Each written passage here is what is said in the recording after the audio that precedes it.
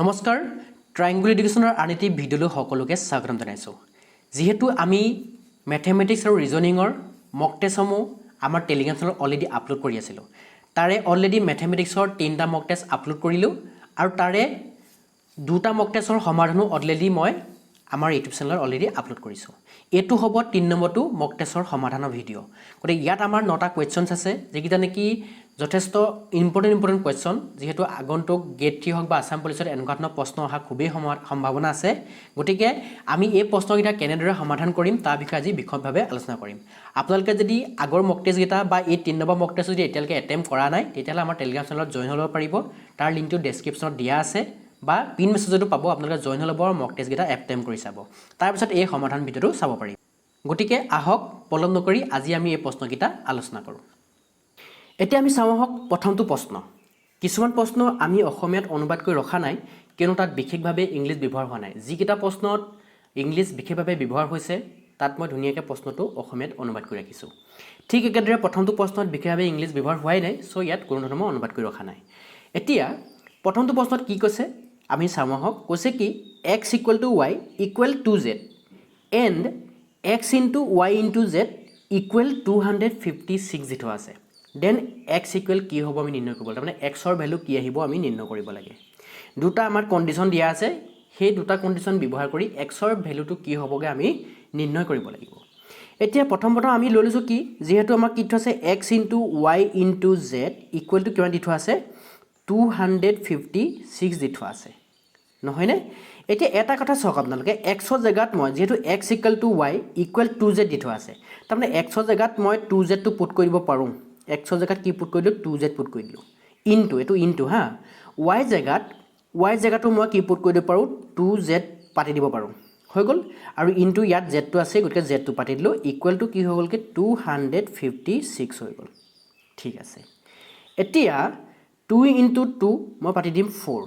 আৰু এই z তিনটা পূৰণফল হৈছে গতিকে z টু দি পাৱাৰ কি হৈ যাব কিউব হৈ যাব বা z two the power 3 equal to 256 z two the power cube টো মই ৰাখি দিলো আৰু এই 4 টো ইয়াত পূৰণফল হৈ আছিল এফালে গৈ কি হ'বগে ই হৰণ কৰিবগে 256 ক কি কৰিব 4 এ হৰণ কৰি দিব লাগিব তেতিয়া 256 ক যেতিয়া মই 4 এ হৰণ কৰি দিলোগে তেতিয়া ৰিজাল্টটো আহিব 64 আহিব হল তাৰ পিছত এতিয়া z কিউব ইকুৱেল টু যেটো 6 টু দি পাৱাৰ 4 আছে z cube equal to 6 two the power 4 আছে গতে 60 টু দি পাৱাৰ 4 টো সৰি 64 টোক মই 4 টু দি পাৱাৰ কিউব হিচাপে মই লিখিব পাৰোঁ তেতিয়া দুই সাইডে কিউব আছিল নহয় যদি এফালৰ কিউব আছে হেফালৰ কিউব আছে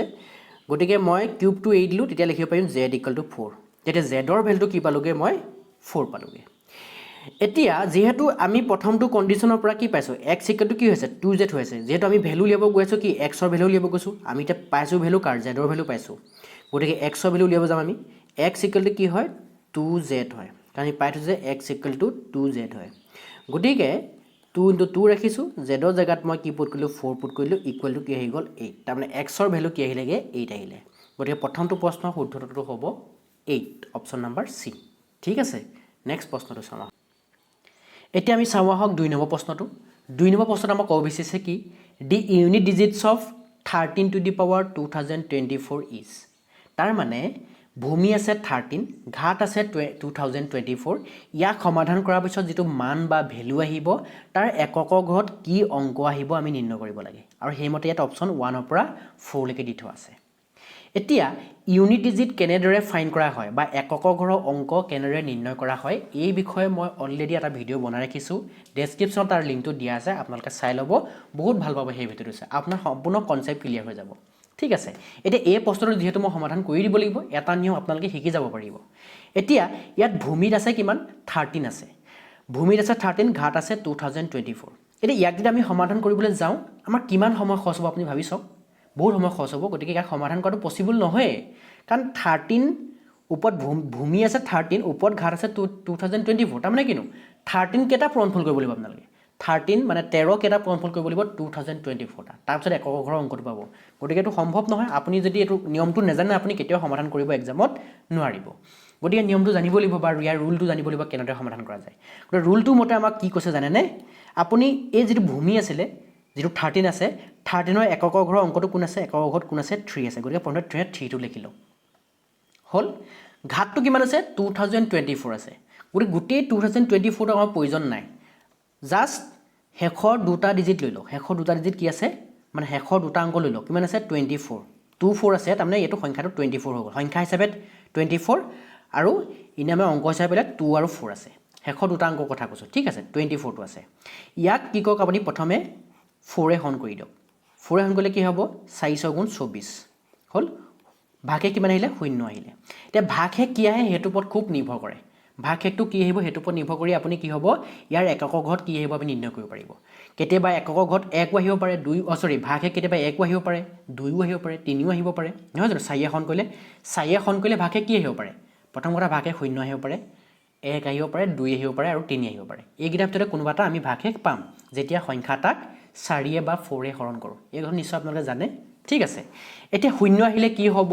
বা 1 আহিলে কি হয় 2 আহিলে কি হয় 3 আহিলে কি হয় এই কথাটো জানিবলৈ আপোনালোকে ভিডিওটো চাব লাগিব এতিয়া এই প্ৰশ্নটোৰ ক্ষেত্ৰত যেতিয়া আমি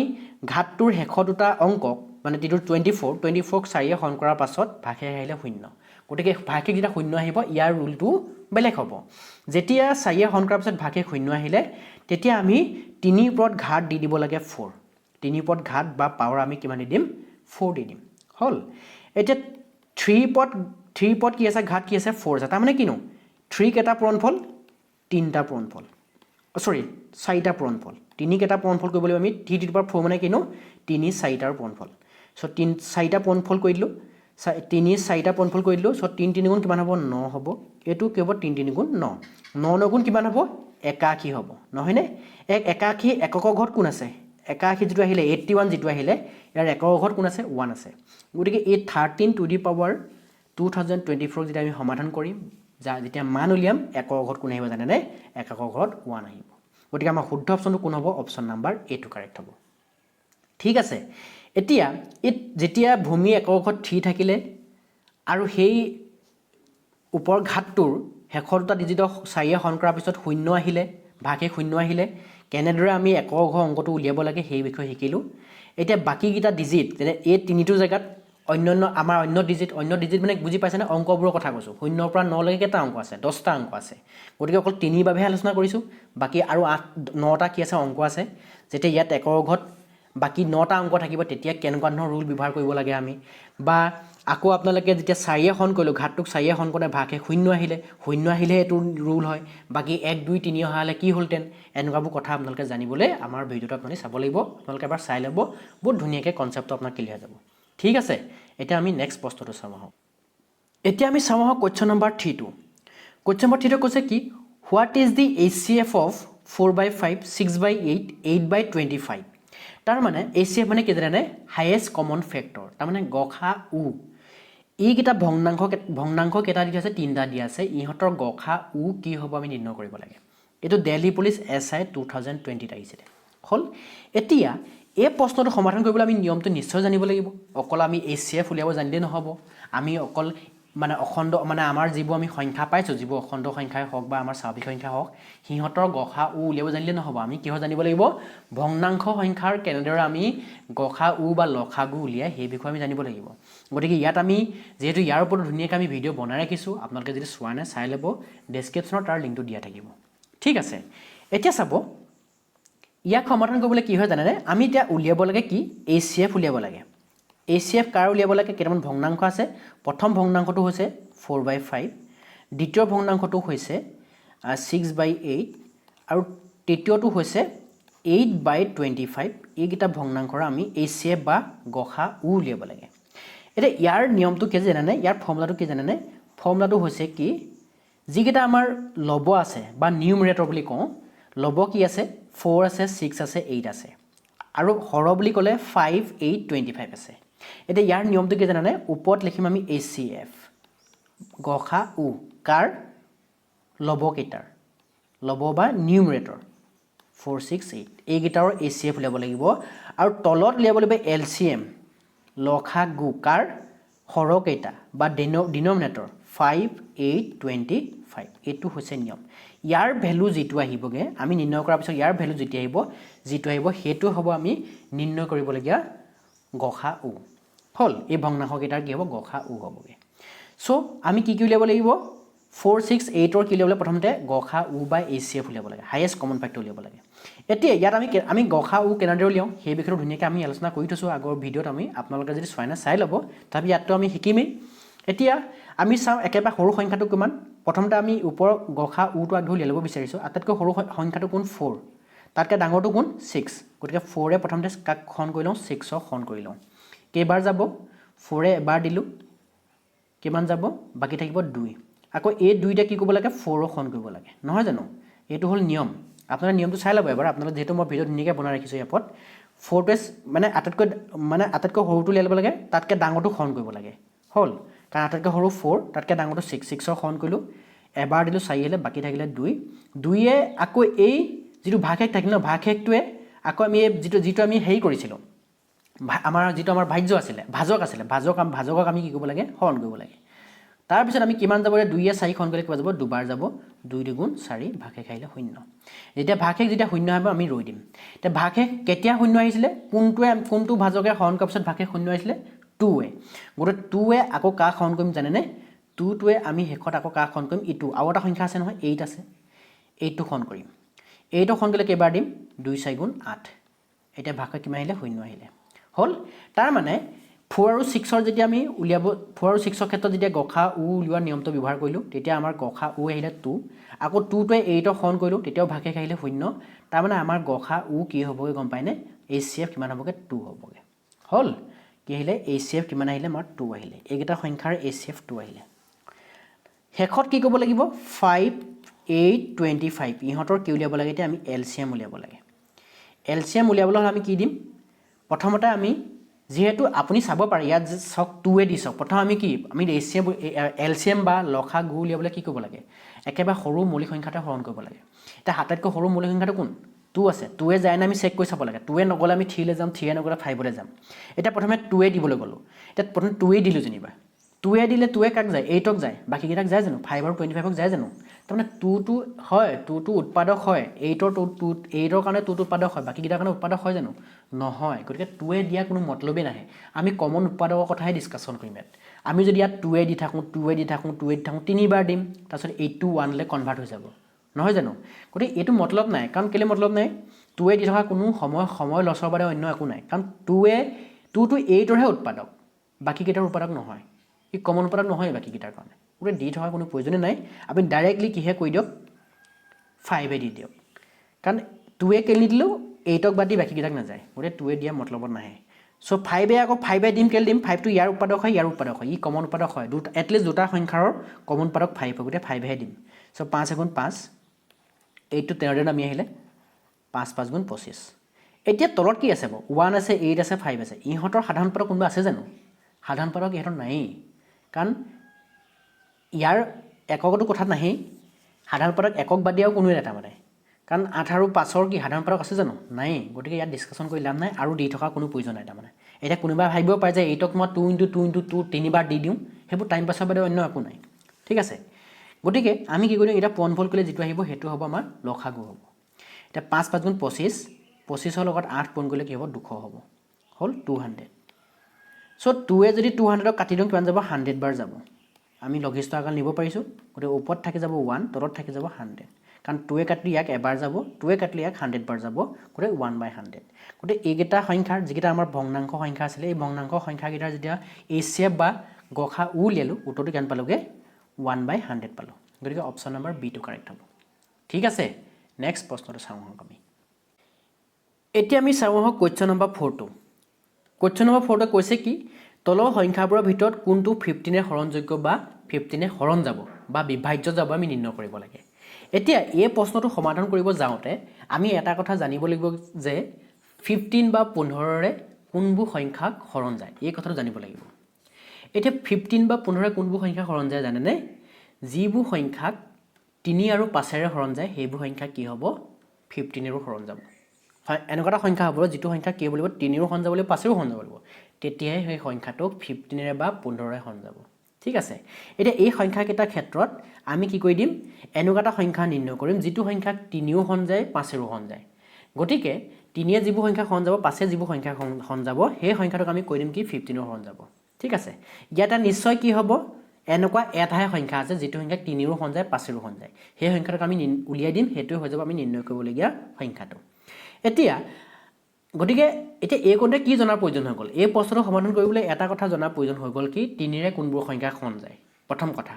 দুই নম্বৰ কথাটো হ'ল কি যে জানিব লাগিব যে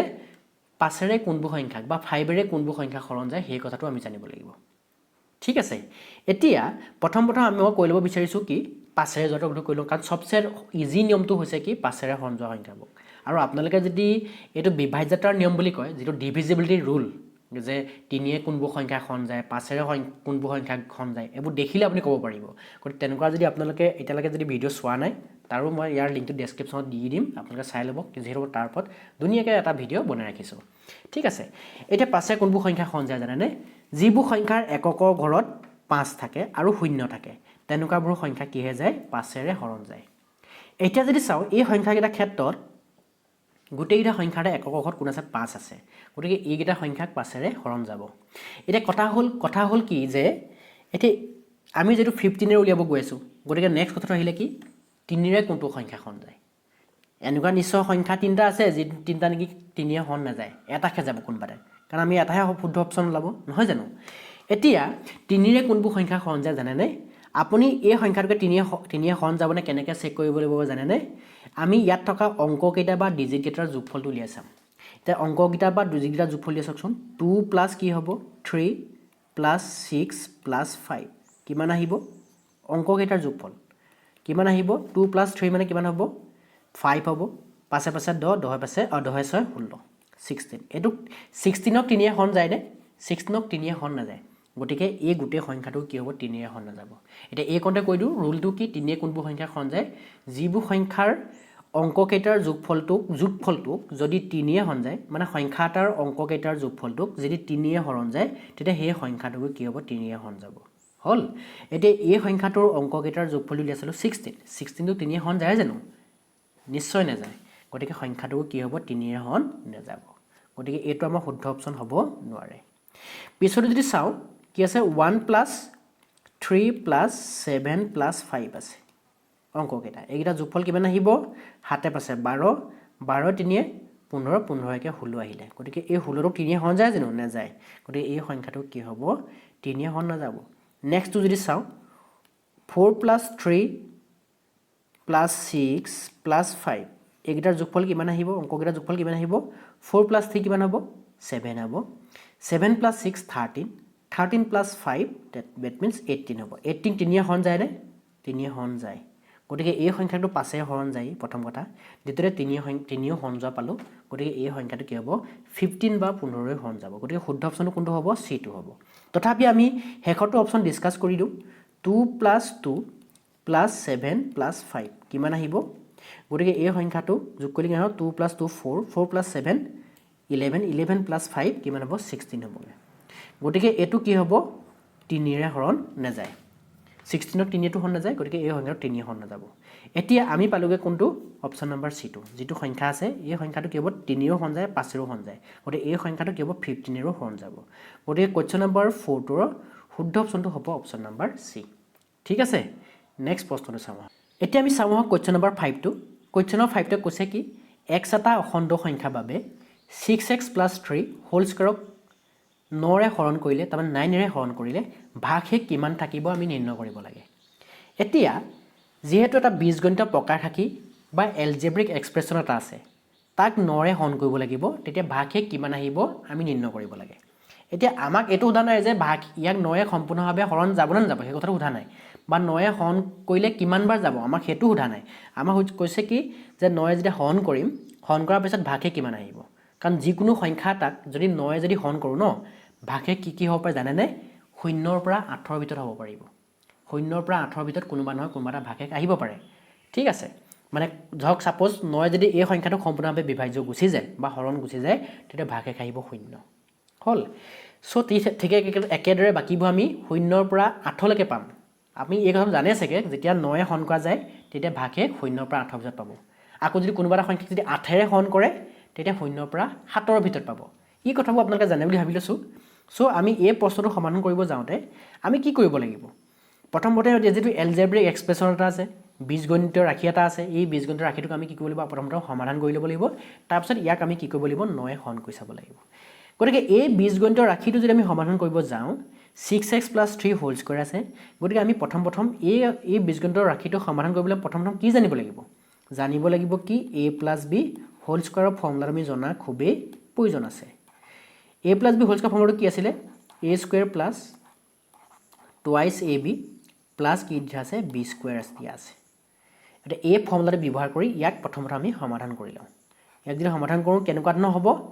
a জেগাত কোন আছে 6x আছে b জেগাত কোন আছে 3 আছে গতিকে জেগা বহাই দিওঁ 6x হোল স্কয়াৰ যেটো নেকি a স্কয়াৰ টা মানে প্লাস টুৱাইস ইনটু a মানে কোন আছে 6x আছে b জেগাত কোন আছে 3 আছে b স্কয়াৰ মানে 3 স্কয়াৰ হল 6x হোল স্কয়াৰ টা মানে কিমান হ'ব 6 ক স্কয়াৰ কৰিলে কিমান আহে 36 আহে x ক স্কয়াৰ কৰিলে x স্কয়াৰ হল 2 3 গুণ সৰি 2 6 গুণ 12 3 বাং কিমান হ'বগে 36 36x x তো আছে অলৰেডি 3 পৰ স্কয়াৰ কৰিলে কিমান হ'ব 9 হ'ব হল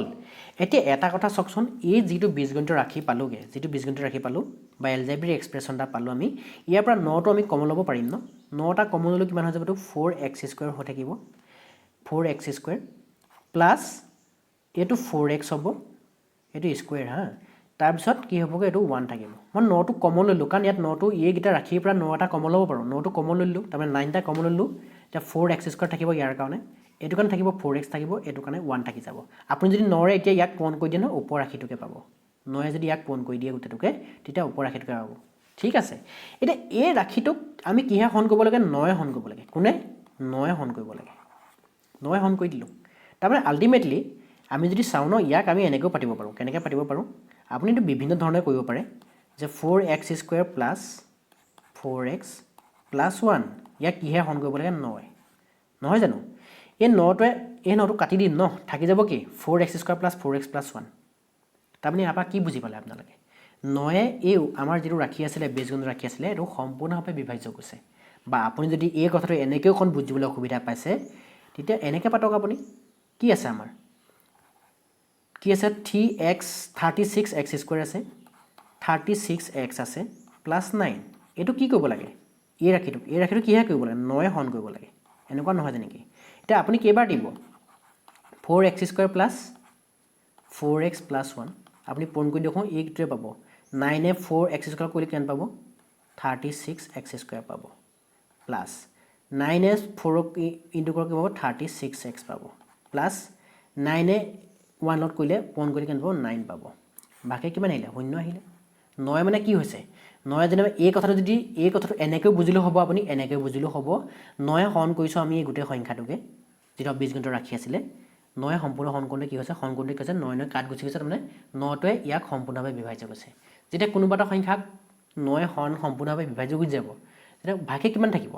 ভাগে ডেফিনেটলি কি থাকিব শূন্য থাকিব লাগিব গতিকে কোৱেশ্চন নম্বৰ 5 ৰ কাৰণে শুদ্ধ অপচন কোনটো হ'ব অপচন নম্বৰ ডি টো কাৰেক্ট হ'ব বুজিব পাইছো নিশ্চয় ঠিক আছে নেক্সট প্ৰশ্নটো চাব এতিয়া চাও আমি কোৱেশ্চন নম্বৰ 6 টো কৈছে কি যদি ৰবিৰ আয় মানে ইনকামৰ কথা কৈছে যদি ৰবিৰ ইনকাম ৰামতকৈ 20% বেছি তেন্তে ৰামৰ ইনকাম ৰবিতকৈ কিমান শতাংশ কম হ'ব আমি নিৰ্ণয় কৰিব লাগে এটো খুব গুৰুত্বপূৰ্ণ প্ৰশ্ন পাৰ্চেন্টেজৰ ক্ষেত্ৰত এনেকুৱা ধৰণৰ প্ৰশ্ন আগন্তুক পৰীক্ষাত অহা খুবেই সম্ভাৱনা আছে আপোনালোকে যদি এনেকুৱা ধৰণৰ আৰু কেইটামান প্ৰশ্ন চাব বিচাৰে তেতিয়াহলে মই অলৰেডি ইয়াৰ ওপৰত মই অলৰেডি এটা ভিডিও বনাই ৰাখিছো ডেসক্ৰিপচন তাৰ লিংকটো দিয়া আছে আপোনালোকে চাই ল'ব খুব গুৰুত্বপূৰ্ণ প্ৰশ্ন কেইটামান মই আলোচনা কৰি ৰাখিছো এতিয়া যি কি নহলো মই এই প্ৰশ্নটো ইয়াত কেনেদৰে সমাধান কৰিম এই বিষয়টো আলোচনা কৰিবই লাগিব চাও হক কেনেদৰে সমাধান কৰিম আৰু উলিয়াও যে ৰামৰ ইনকামটো ৰবিতকৈ কিমান শতাংশ কম আমি চাও হক এতিয়া এটা কথা চাব আমাক প্ৰথম স্টেটমেন্টে কি দিছে ৰবিৰ যদি ইনকামৰ ৰামতকৈ 20% বেছি বুলি কৈছে তাৰমানে 120 টকা বেছি তাৰমানে মই এটা যদি আমি যদি ক'ব বিচাৰো মই যদি কওঁ ন ইয়াত যে ৰামৰ ইনকামটো যদি 100 টকা হয় আমি ভাবি ললো যে ৰামৰ ইনকামটো 100 টকা আমি ধৰি লৈছো জাস্ট এটো আমি ধৰিছো কি ৰামৰ ইনকামটো 100 টকা তেতিয়া ৰবিৰ ভাগৰ ইনকাম কিমান হ'ব জানেনে কাৰণ ৰবি ইনকামটো কিমান কৈছে ৰামতকৈ 20% বেছি তাৰমানে 120 টকা বেছি তাৰমানে কিমান হ'ব ইয়াৰ ইনকামটো হ'বগে 120 টকা ঠিক আছে কাৰণ 120 টকা ইনকামটো ৰবিৰ ভাগৰ ইনকামটো বেছি চ' ৰামৰ যদি 100 টকা ইনকাম হ'ব ৰবিৰ ইনকাম হ'বগৈ 120 টকা এতিয়া ৰামৰ ইনকাম ৰবিতকৈ কিমান শতাংশ কম হ'ব ইয়াৰ বাবে এটা মই ধুনীয়া শ্বৰ্ট ট্ৰিক কৈ দিছোঁ শ্বৰ্ট ট্ৰিকটো কি প্ৰথমতে আপুনি লিখি লওক কি ৰবিৰ ইনকাম যিটো ৰবিৰ ইনকাম মাইনাছ কি লিখক ৰামৰ ইনকাম লিখক ৰামৰ ইনকাম হ'ল ইনকাম বা আয় হ'ল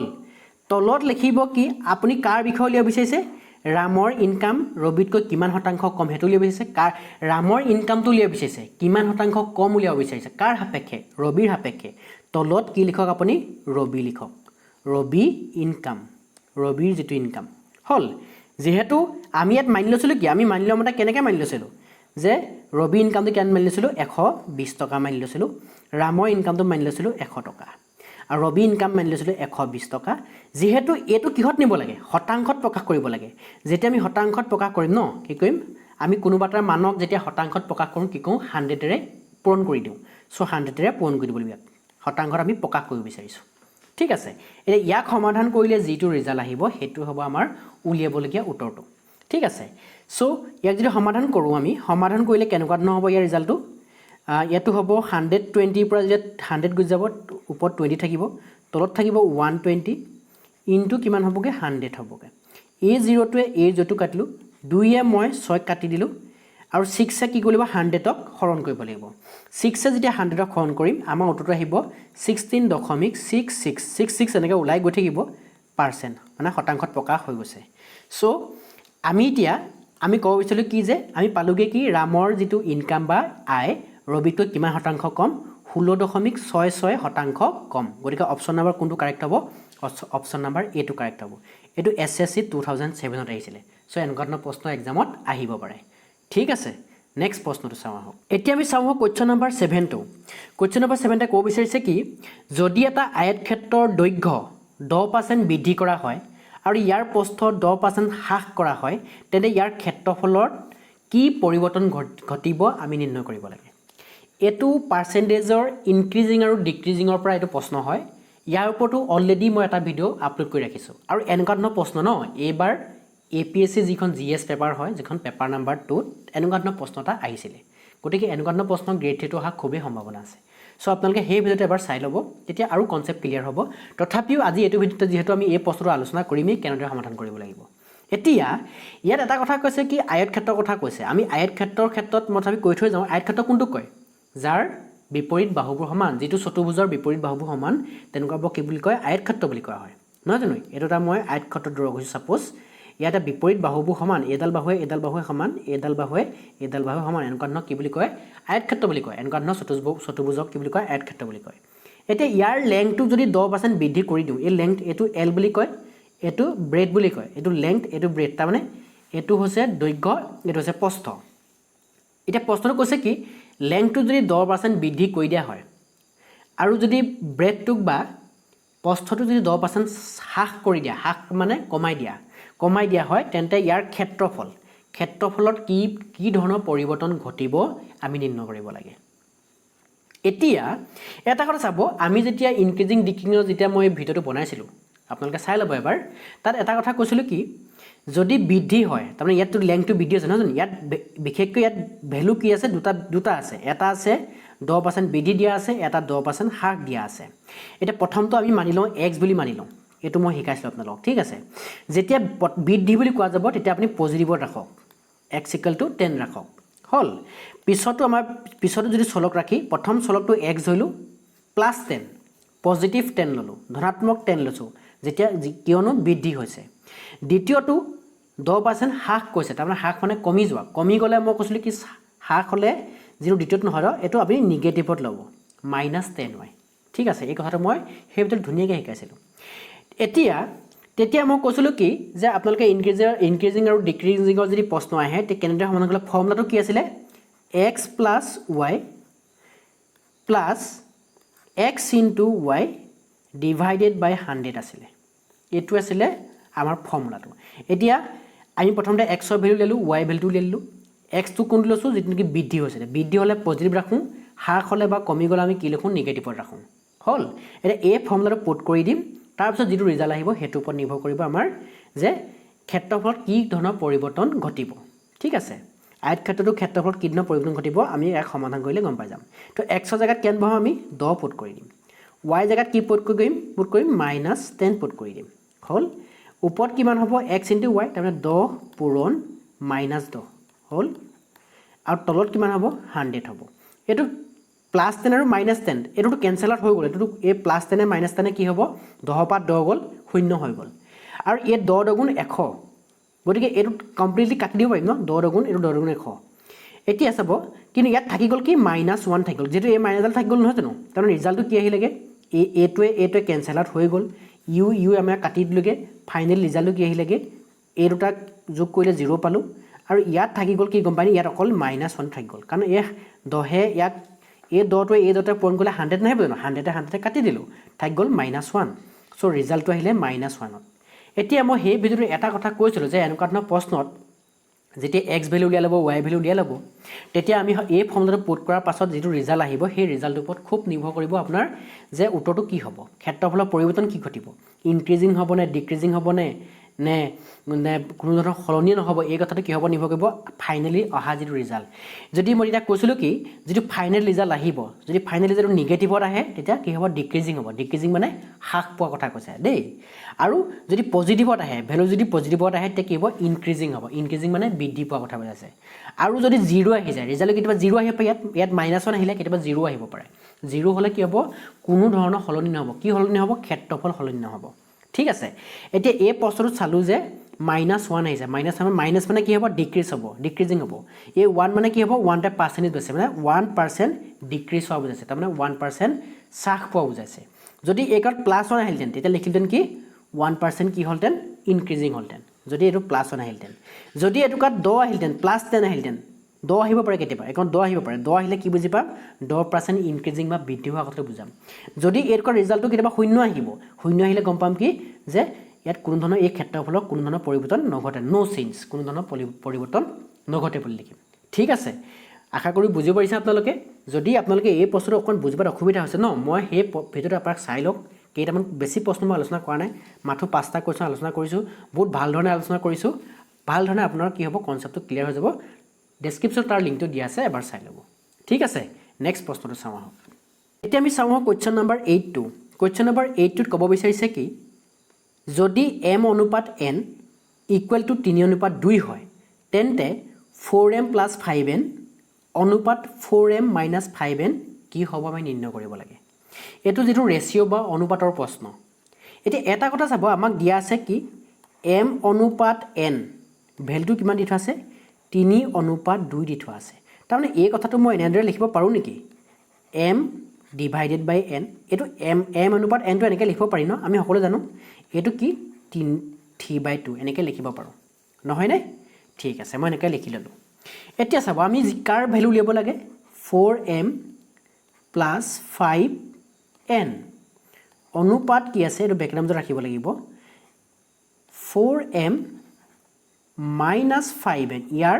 এই অনুপাতটো লিয়াবগে লাগে এটুক আমি ঠিক একেদৰে লিখিব পাৰো ন এটো মই আজাল দি দিছো এটুক আমি কেনেকৈ লিখিব পাৰো 4m + 5n এটো ওপৰত আৰু ই তলত 4m - 5n হল এটা এটা কাম কৰো আমি কি কাম কৰিব বিচাৰিছো মই জানেনে মই কি কৈছো ওপৰ এটা ৰাখি আছে ওপৰ ৰাখিটো কি আছে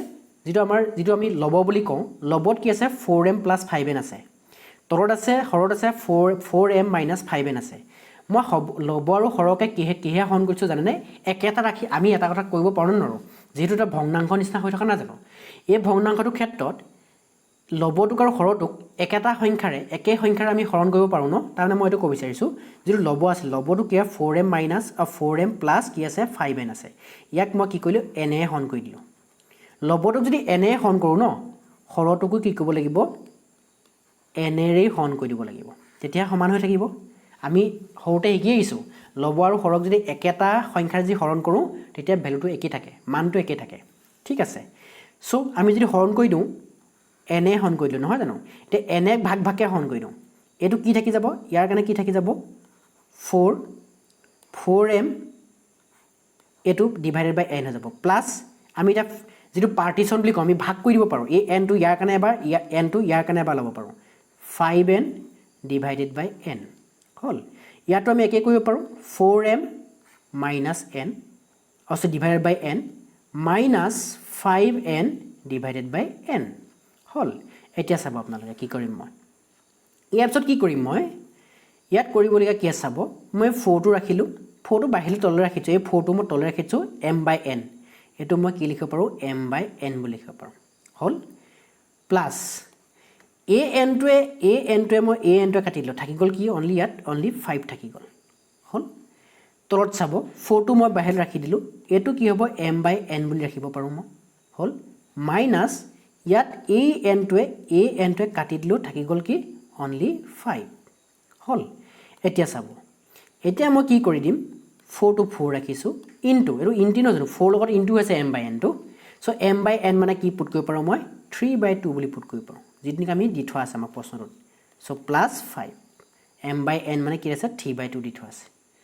4 into ইয়াতটোকো আমি 3 by 2 পুট কৰিব পাৰোঁ minus 5 হ'ল এতিয়া কটাকটি কৰিব পাৰিম এই দুইটো তলৰ এই দুইটোৱে এই সাইডক দুবাৰ যাব তলত থাকিব কিমান 2 3 গুণ কিমান হ'ল 6 হ'ল ওপৰত 2 3 গুণ 6 প্লাস 5 হ'ল তলতো এই দুইটোৱে এই সাইডটো কাটি পাৰিম দুবাৰ যাব সো 2 3 গুণ 6 6 minus 5 হৈ গ'ল এটো তাৰ মানে কি আহিলেগে ওপৰত থাকিলে 6 পাছে 11 6 যোগ 5 11 হ'ল তলত 6 পৰা 5 গলে 1 থাকিব তাৰ মানে থাকিলে কি 11 অনুপাত 1 থাকিলে এই কথাটো আপোনালোকে বুজিব পাৰিছে এটো কেনেকৈ কটাকটি কৰিলো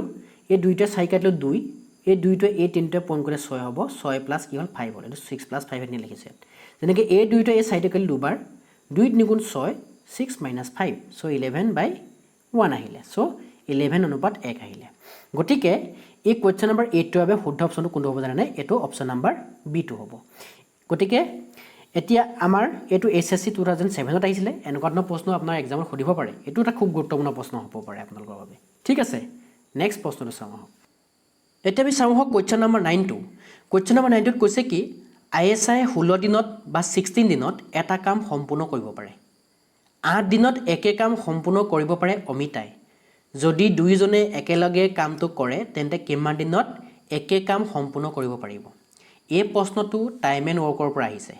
আৰু ইয়াৰ ওপৰত ভিত্তি কৰি মই অলৰেডি এটা ভিডিও বনাই ৰাখিছো আৰু এনেকুৱা ধৰণৰ খুব ধুনীয়া প্ৰশ্ন কেইটামান আলোচনা কৰিছো আৰু এনেকুৱা ধৰণৰ প্ৰশ্ন আগন্তুক পৰীক্ষাত অহা খুবেই সম্ভাৱনা আছে সো এই প্ৰশ্নটো আমি এটা কেনেদৰে সমাধান কৰিম কেনেদৰে কৰিম জানেনে প্ৰথমতে যিহেতু ইয়াত দুজন ব্যক্তিৰ কথা দি থোৱা আছে যে কৈছে যে আইএসআ নামৰ ছোৱালীজনীয়ে এটা কাম কৰিব পাৰে কিমান দিনত 16 দিনত হল 16 দিনত কামটো কৰিব পাৰে আৰু অমিতাই হে একেটা কামকে তাই সম্পূৰ্ণ কৰিব পাৰে 8 দিনত তেতিয়া আমাক খুৰিছে কি দুইজনীয়ে যদি একেলগে কামটো কৰিব বিচাৰে তেন্তে কিমান দিনত সম্পূৰ্ণ কৰিব পাৰিব তে ইয়াৰ বাবে মই শৰ্টটিটো কি ব্যৱহাৰ কৰিছিলো এই প্ৰথম ভ্যালুটোক যদি আমি x বুলি ভাবো আৰু দ্বিতীয় ভ্যালুটোক যদি y বুলি ভাবো তেতিয়া ফৰ্মুলাটো কি আছিল ওপৰত হ'ব x * y তাৰ মানে দুইজনে একেলগে নহয় জানো একেলগে গলে কি হ'ব ওপৰত হ'ব x * y তলত হ'ব x + y যেতিয়া দুইজনে একেলগে কৰিব তাৰ মানটো কেনেকৈ পাম ওপৰত ইনট কৰিব লাগিব x * y প্ৰথম ভ্যালুটো x ভাবিছো দ্বিতীয় ভ্যালুটো y ভাবিছো ওপৰত হ'ব x * y তলত হ'ব x + y গটিকে x * y x মানে কিমান আছে 16 হল 16 into y মানে কোন আছে 8 আছে তলত হ'ব 16 + 8 সো ইয়াক যদি পাতো মই এটো 16 into 8 এটো আপুনি পূৰণ কৰি নাপাতিব কিয় নাপাতিব আপোনাৰ সময় লছ হ'ব আপুনি জাস্ট সিম্পলিফাই সৰল কৰিব চাব এতিয়া সৰল গৈ আছে মানে কটাকটি গৈ আছে যদি 16 এ 8 এ পূৰণ কৰিব যা সময় ইনে অবাবত নষ্ট হ'ব সো এটা কেনে কাটি দিম মই 8 3 24 দেখিছেনে কিমান সহজে কাটি দিলো আপুনি যদি আকৌ 16 লগত 8 টো পূৰণ কৰিবলৈ যা সময় অপব্যয় হ'ব আকৌ কটাকটি কৰিবলৈ তাৰমানে সৰল কৰিবলৈ আপোনাৰ অসুবিধা ফিল হ'ব পাৰে ঠিক আছে তেতিয়া দুইজনীয়ে যদি একেলগে হে কামটো কৰিব বিচাৰে তেতিয়া সময় লাগিব কিমান 16/3 গতিকে শুদ্ধ অপচনটো কোনটো অপচন নম্বৰ বি কেতিয়াবা আকৌ অপচন নম্বৰ বি টো এনেকৈ আহিব পাৰে আপুনি চাব পাৰে যে 16 ক 3 হৰণ কৰিলে কিবাৰ যাব 16 ক 3 হৰণ কৰিলে কোন যাব 5 বাৰ যাব 5 মানে 3 5 গুণ 15 বাকি থাকিব কিমান 1 গতিকে এটো আমাৰ কিয় থাকিব পাৰে মিশ্ৰ ভগ্নাংক থাকিব পাৰে মিশ্ৰ ভগ্নাংক থাকিলে কেনে থাকিব 5 তলত 3 থাকিব ওপৰত 1 থাকিব কাৰণ 3 5 গুণ 15 15 কে 16 সো 16 বাই মানে 16/3 এটো আছে 16/3 নহয় জানো 16/3 দিছ এতিয়া গম পালোগে কি যে ISI আৰু অমিতাৰ যদি কামটো একেলগে কৰিব বিচাৰে তেন্তে সময় লাগিব কিমান হেতক 16/3 ডেজ লাগিব বা 5 সমস্ত 3/1 দিন লাগিব ঠিক আছে এইটো হৈছে কোৱেশ্চন নম্বৰ 9 আৰু এইটো আছিল আমাৰ হেকৰটো প্ৰশ্ন আশা কৰিছো আমি যি 9টা প্ৰশ্ন আজি এই ভিডিঅ'ত আলোচনা কৰিছো ভাল ধৰণে মই আলোচনা কৰিছিল ভাবিছো আপোনালোকে নিশ্চয় চাই ভাল পাইছে যদি কিবা অসুবিধা পাইছে কমেন্ট কৰি জনাব আৰু হেকলৈকে ভিডিঅ'টো যদি যেহেতু চাইছে আপোনালোকে যদি ভাল পাইছে লাইক কৰিব আৰু চেনেল যদি নতুনকৈ আছে সাবস্ক্ৰাইব কৰিব নাপাহৰিব ধন্যবাদ